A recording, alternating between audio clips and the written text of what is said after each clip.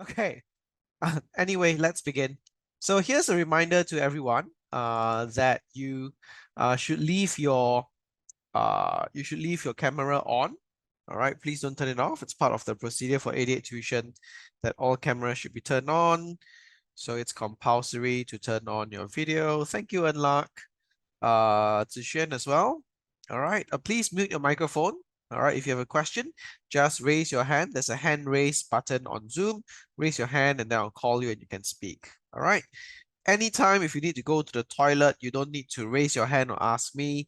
Just let me know using the chat function on Zoom. Say, Mr. Joel, I want to go to the toilet. I'll say, okay, go ahead, and then you can go. Okay.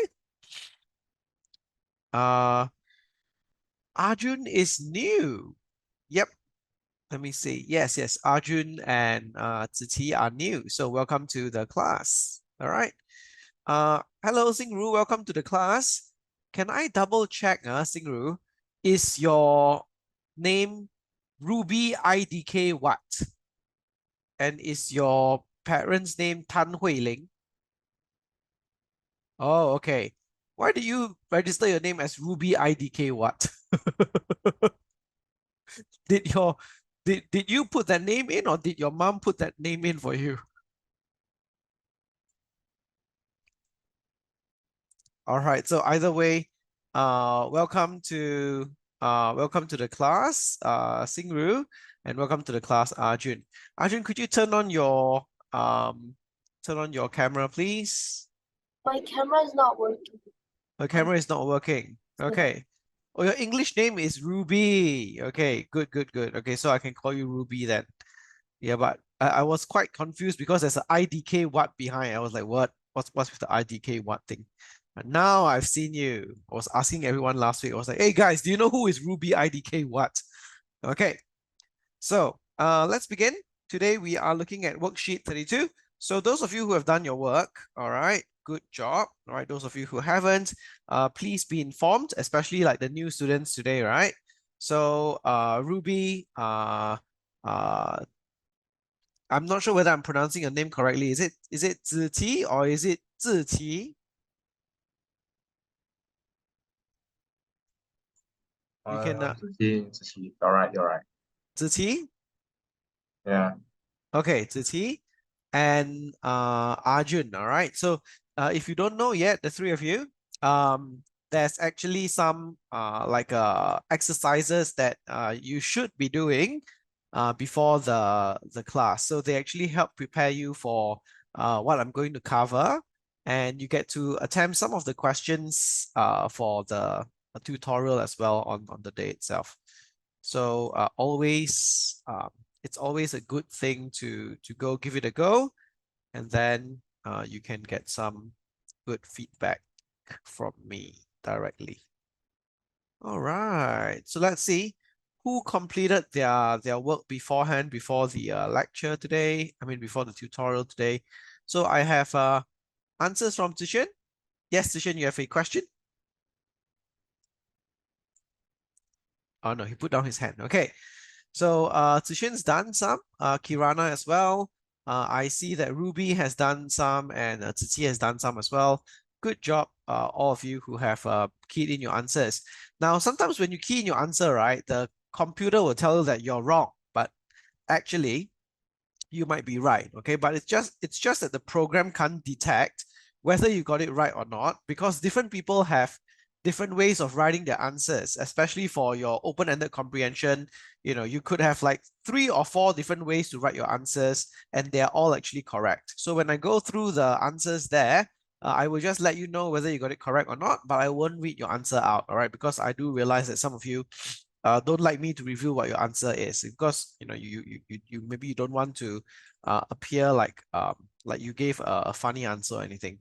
All right, so I don't worry, I won't say what your answer is, but I will definitely tell you that okay, your answer is correct or wrong, or maybe avoid using what words and stuff like that. All right, for your answers. All right, I've expanded your answers there. I'll save it. All right, let's start. All right, so what are we looking at today? We're actually looking at writing a situational writing. All right.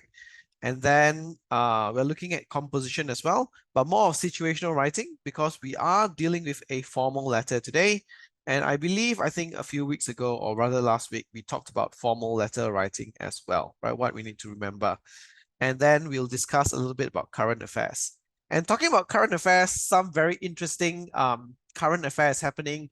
We are going to pick the next president of Singapore very soon. And I bet your parents have been talking about it.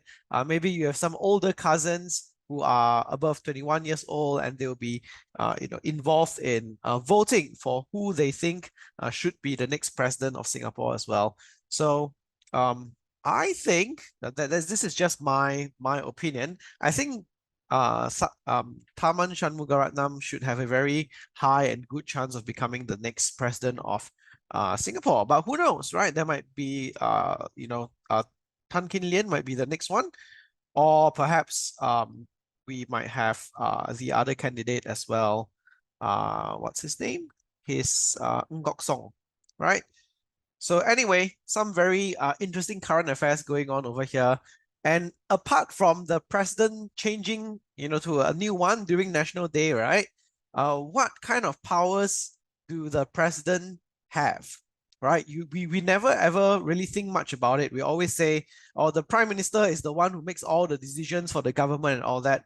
But have you ever wondered what powers the president actually holds? Well, some interesting powers, right, are you know that in Singapore there's a death penalty, right? So if you commit certain crimes, you will be sentenced to death.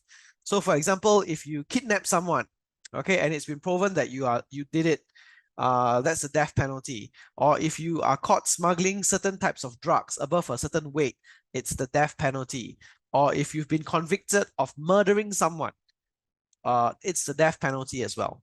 Okay, so murder and manslaughter are very different things.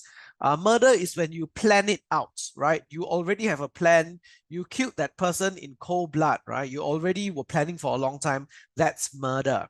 Versus manslaughter.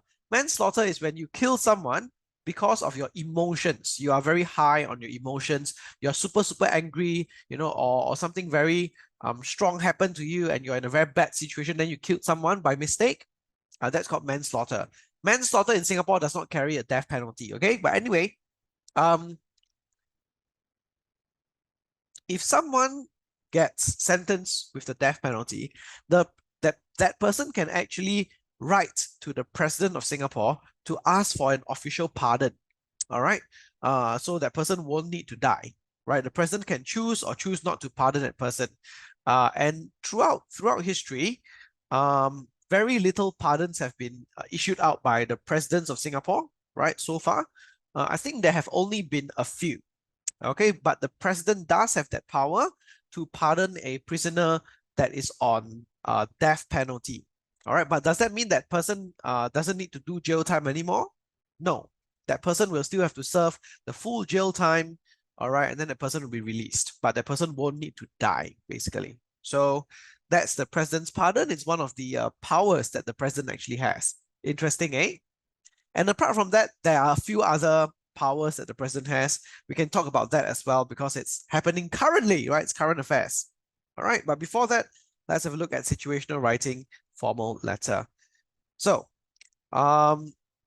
when we are talking about our writing, right? Especially for situational writing, in the past, right, when we're doing our PSLE in primary 6, we always say, oh, the situational writing is not so important, don't worry, it's only 15 marks, right? And then your composition is 40 marks, so you should concentrate more on your compo. But it's very different in secondary school, all right? Your compo and your situational writing are equally important. Both are 30 marks each, okay? So there's no such thing as your situational writing is less important than your compo or whatever. It's equally important. And if you don't know how to go about doing it, that's when the problem actually happens. So it's very important to plan and devote enough time to your planning, right, before you actually start writing. So it's good to practice the planning, all right, in non-examination conditions so that you get a feeling of how you're supposed to plan different types of situational writing out. The format is different for a formal letter versus an informal letter. The format is different for an email versus a report. The format is different for all these kinds of, different types of situational writing. All right. So for this, students often underestimate the benefits of this stage. So there's a lot of students that go, I'll just start writing, no problem. I definitely know what to do. And then they start writing, right? And they don't score so well. Some students might score okay, and they just pass, and they're happy with it. Like, oh, I just passed, that's fine. But if they actually bothered to plan, right, they would not just be passing, they might be actually getting a very high mark, like 26 upon 30 or something like that. Sure, no problem, Arjun. You can rejoin with another device. Okay, so this is the stage where you develop the overall picture, right, of how your writing piece will look like. It's essential that you not waste time thinking about the ending midway through your writing. You should think about your ending even before you write. And that's why it's important to plan. Okay. And at this stage, when you are planning, this planning stage, you are also able to ensure that the characters and problems, in this one, we're talking about your story writing, obviously, not your situational writing. All right. You can ensure that the characters and problems are well thought out, leading to a good conclusion for your composition. All right, so it's a good idea to plan. And when you plan, those of you who want to score like extra well, right? If you plan it out properly, you can introduce like a plot twist into your writing, and that will give you a bit more marks in terms of your content. Like there's a sudden review at the end, dum dum dum, or your mom is not actually your real mom. She's actually your original mom's twin sister, and she took care of you since you were young because your original mom already died when you were very young and stuff like that. Oh, plot twist, right?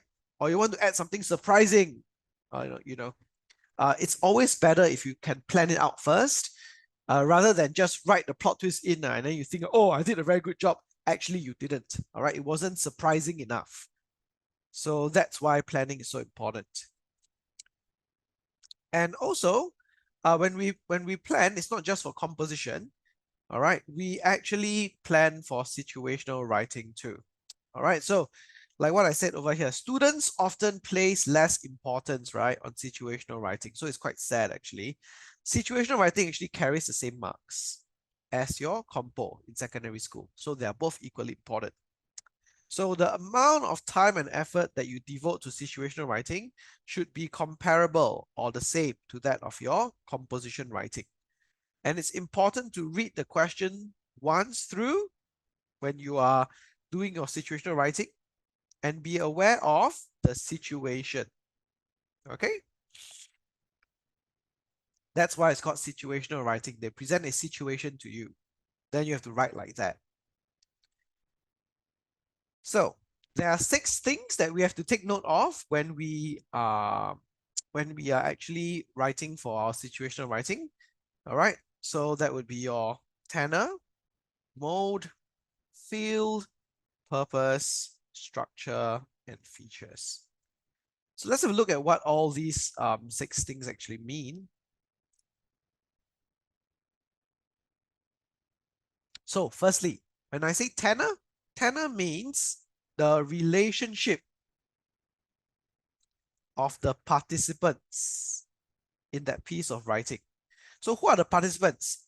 First one, it's you. And the second one is to the person you are writing to, isn't it? These are the participants in your writing.